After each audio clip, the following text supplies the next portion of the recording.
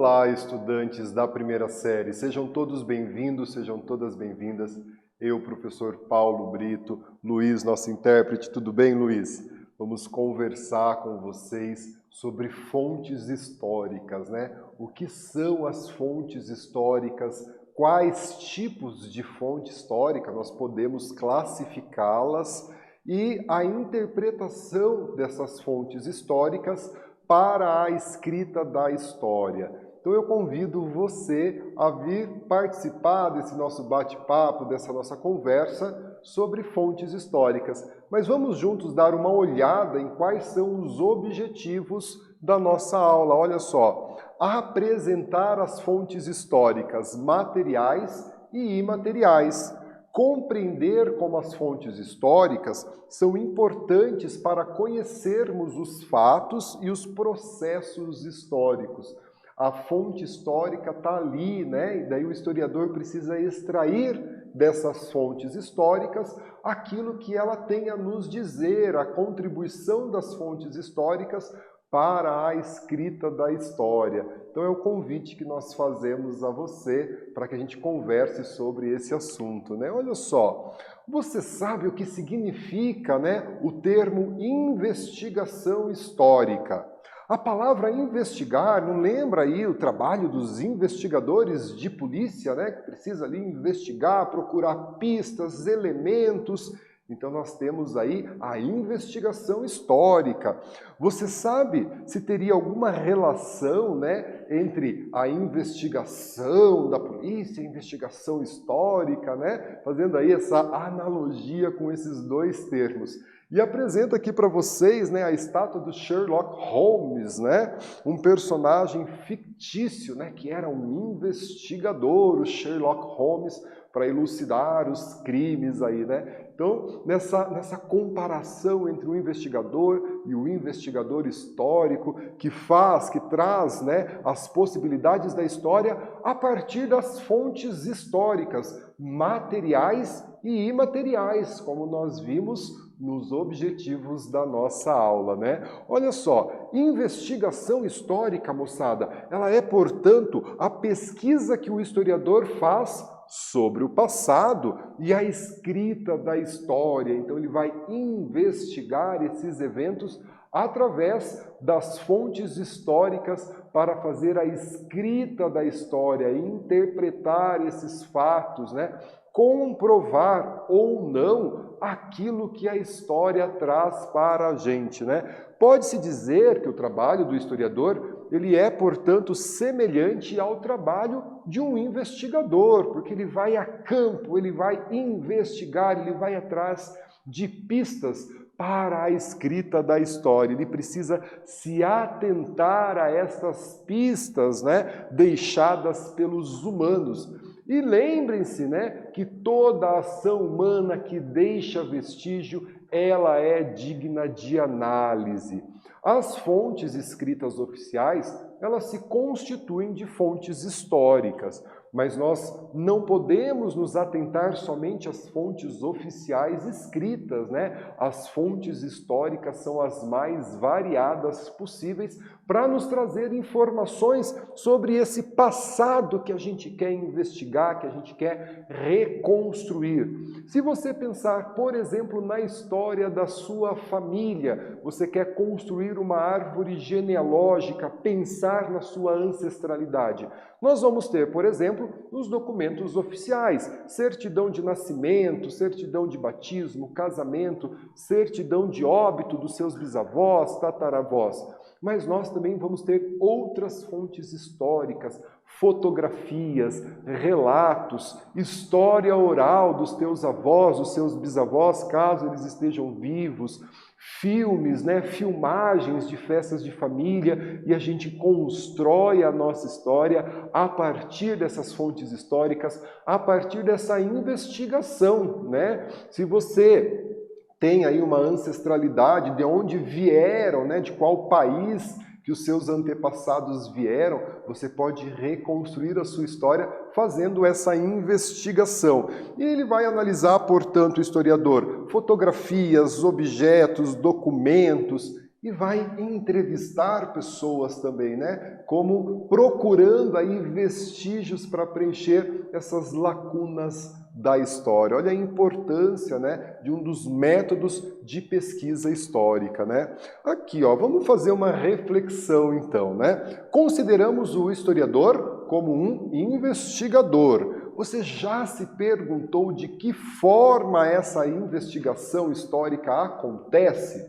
Se a gente diz que a história é uma ciência, ela, portanto, tem um método de investigação, um método de produzir conhecimento. E a gente precisa entender que esse método, ele se relaciona com as fontes históricas, que sozinhas por si só, elas não falam, né? Precisa ter essa relação entre o historiador e as fontes históricas, né? O historiador precisa extrair das fontes históricas as informações contidas nessas fontes históricas. Você considera que as pistas deixadas pelos humanos seriam as chamadas fontes históricas? Será que você também já deixou alguma pista no passado que poderia ajudar a entender a sua história? Eu tenho certeza que sim, que você já deixou aí vários vestígios para que a gente possa construir a sua história, por exemplo, né? Olha só, o historiador, um investigador.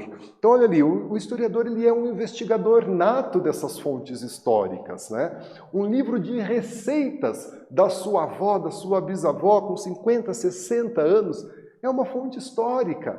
Um livro da história, um livro de escola, né, que os teus pais, os teus avós usaram, ele é uma fonte histórica. A gente pode, por exemplo, perceber as mudanças e permanências dentro do processo histórico. As fontes históricas encontradas por eles são como pistas, né, deixadas para revelar os acontecimentos.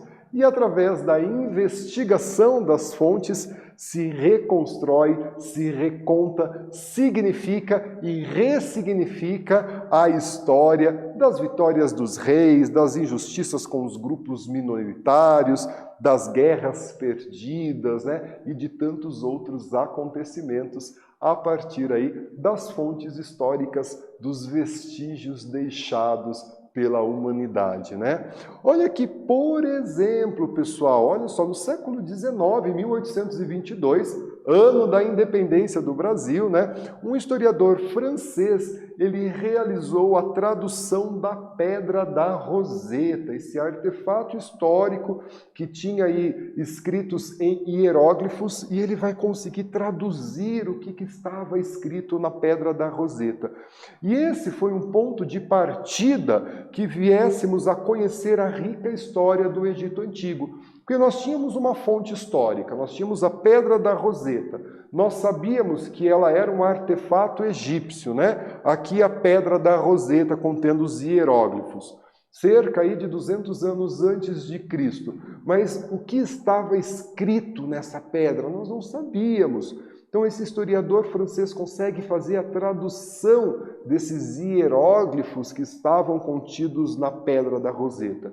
E é um exemplo de fonte histórica escrita, mas ela é também um artefato arqueológico, monolítico, uma pedra, né? Então os egípcios escreveram nessa pedra, imagine há mais de 2000 anos atrás, essa fonte histórica chegou até a gente e daí o historiador se debruça sobre essa fonte histórica, vamos tentar traduzir o que está escrito na Pedra da Roseta. Quando consegue, começa então a extrair as informações, modo de vida, hierarquia, composição social, alimentação, papel da mulher, papel do homem, guerras, a partir de decifrar, né, um documento, um vestígio histórico, uma fonte histórica. Beleza? E aqui eu trago uma atividade. Olha só esse trecho que o historiador traz para a gente, né? O historiador, ele começa com uma seleção provisória dos fatos e uma interpretação também provisória. Tanto a seleção quanto a ordenação de fatos passam por mudanças sutis. O historiador e os fatos históricos são necessários um ao outro. E aí eu faço a pergunta para vocês, né? O autor afirma que o historiador e os fatos são necessários uns aos outros. Como que você interpreta essa frase? Responda a atividade e a gente faz a correção juntos.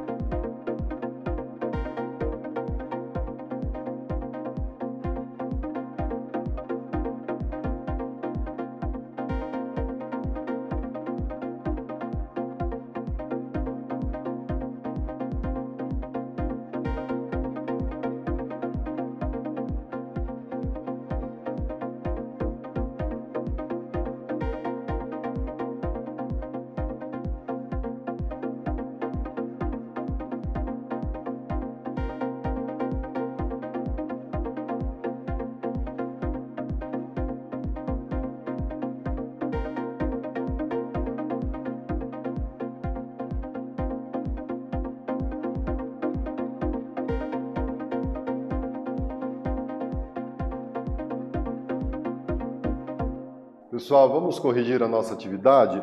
Olha ali, né? Então, o historiador afirmou para a gente que o historiador e os fatos são necessários uns aos outros. Trago aqui uma possibilidade de resposta, né? Olha ali, o historiador, né, o autor explica que enquanto o fato ocorrido não for objeto da curiosidade do historiador, ele permanecerá oculto e sem significado.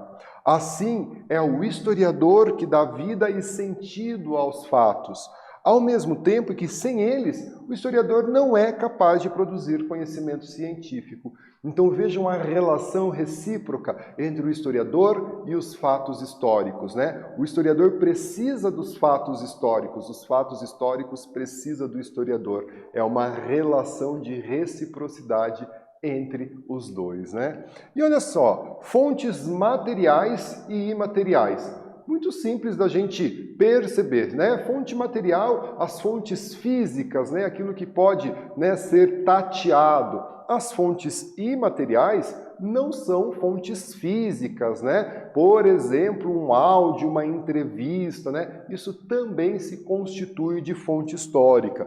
Então vejam ali, ó, as fontes históricas, elas podem ser testemunhos e evidências como conhecimento, artefato, documento, roupas, fotografias, técnicas de produção. Isso são fontes históricas, né? Como o próprio nome diz, material é uma matéria, né? Algo que é tangível, que a gente pode, de repente, pegá-lo, né? Então, quando a gente se debruça sobre algo, né, que é tangível, um cocar indígena, isso é uma fonte histórica material. O processo de fabricação desse cocar, ele é uma fonte histórica imaterial, como ele é produzido, né? Uma roupa, uma blusa de lã, ele é uma fonte histórica material. O processo de produção dessa blusa, ela é uma fonte histórica imaterial. Vamos imaginar aí que há 50, 60 anos atrás, as nossas avós faziam as roupas de lã ali, tecendo, né, fazendo o tricô nas agulhas, um trabalho manual. Hoje, embora esse trabalho ainda exista, a gente sabe que o processo de produção ele se alterou ao longo dos anos com o processo industrial. Mas a blusa de lã ela está ali como uma fonte histórica. mas o processo que é imaterial, o processo de fabricação, ele acaba se alterando ao longo do tempo e atendendo aí às novas percepções da sociedade. Espero que você tenha compreendido essa diferenciação entre fonte material e fonte imaterial. Olha só para você, né, entender um pouquinho. Uma mobília do século XVII, lá por volta dos anos de 1650, né? Está no Museu de Arte nos Estados Unidos. Então aí as fontes materiais são aquelas que têm um material palpável. Então olha essa mobília, né? E eu começo a conversar com essa fonte histórica, né? Qual é o estilo, né? Por que tanto entalhe? Será que esses entalhes têm algum significado, né? Uma representação sobre isso? Para que servia essa mobília? Será que era só para adorno, né? Só para decoração? Será que tinha uma função dentro da casa? Será que era uma mobília de escritório, talvez? Então começam a me vir dúvidas e eu tenho que, de repente, conversar com a minha fonte histórica, procurar novas informações sobre ela. Então as fontes materiais podem ser documentos escritos, como também pode ser vídeos, fotografias, roupas, objetos, pinturas. No município de Curitiba, nós temos o Museu Paranaense, né? E uma das partes do museu é dedicada a representar a vida privada da sociedade paranaense ao longo da sua história. Então é muito interessante quando a gente faz uma visita ao Museu Paranaense e a gente vai olhar, por exemplo, as vestimentas do século XIX, início do século XX, né? Quais eram as roupas das mulheres, dos homens, ali no início do século XX, influenciada pela Belle Époque, então aquelas roupas mais suntuosas, os vestidos longos, os homens usando terno, e a gente vai percebendo a alteração nesse processo da moda, na vestimenta, a partir dessas fontes históricas, né?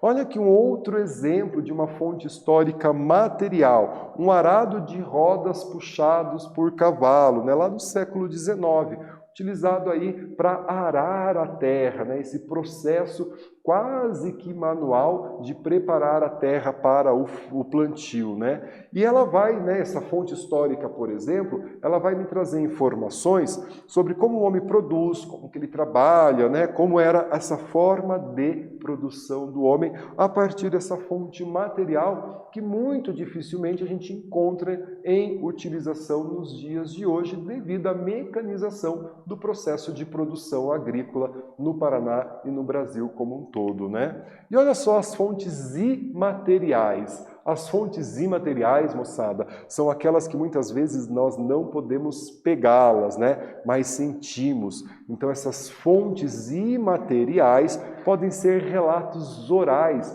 É a história que a tua avó, que a tua bisavó, o teu bisavô conta de quando eles chegaram à cidade, como que era o município, né, a geografia, né, que não existiam os prédios. Então percebam que isso também é uma fonte histórica e é uma fonte histórica imaterial. Então os relatos, os modos de fazer algo, os costumes, né, de uma cultura, uma dança, um ritual religioso. Nessa questão de costume é muito fácil a gente perceber, né? A nossa família tem uma série de costumes, né? Uma série de produção de costumes que são passados de geração para geração. Aqui é uma senhora produzindo os ovos, né? Chamados de peçancas, né? Uma tradição aí da etnia polonesa, da etnia ucraniana, e ela pintando as peçancas. Essa técnica da produção é uma cultura imaterial, você não consegue tatear essa técnica, não é mesmo? Então olha só, as fontes imateriais elas nos revelam como os homens, ao longo da história, dão significado às tradições, à fé, às celebrações, né? E aqui o barreado, né? O barreado que é um prato típico do litoral paranaense, da cidade de Morretes. E a produção do barreado, ela é uma fonte histórica imaterial, né? Eu não tenho como pegar essa produção. E ele é aí uma característica, uma identidade da cultura paranaense, o barreado. Assim como, pessoal, as danças, né? Fandango fandango, por exemplo, que é uma expressão musical, coreográfica, poética e festiva. Então ele também é uma forma de cultura imaterial, né? Ela tem música, o instrumento, tem a dança. Então tudo isso é uma forma de cultura imaterial. Trago aqui uma atividade para a gente pensar um pouquinho, olha só. Observe a fonte histórica a seguir e preencha a tabela com as informações solicitadas. Então é um vendedor ambulante e sua barraca em Salvador, Bahia. Então percebam aqui a foto e quais as informações solicitadas. Tipo de fonte histórica, local e data, cena retratada e sujeito principal. Vamos lá fazer a nossa atividade e a gente volta com a correção.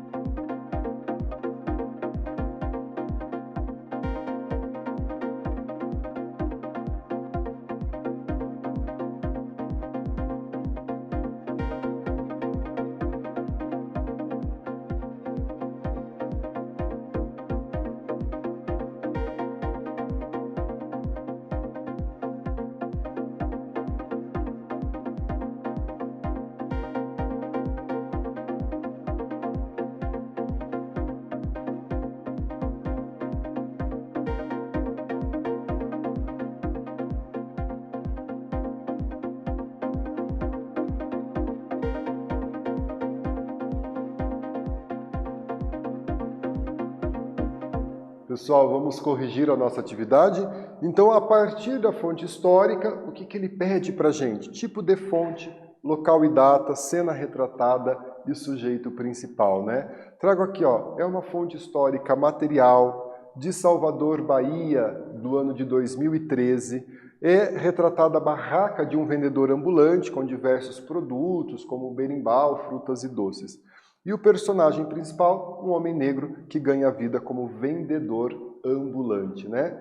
Retomando aí, nós estudamos o ofício do historiador e as fontes históricas que podem ser materiais e imateriais e que nos permite, através das fontes históricas, trazer elementos para a escrita da história. Aqui as nossas referências de aula e eu agradeço a tua presença, agradeço o Luiz, nosso intérprete, muito obrigado. Fiquem bem, se cuidem e até a próxima.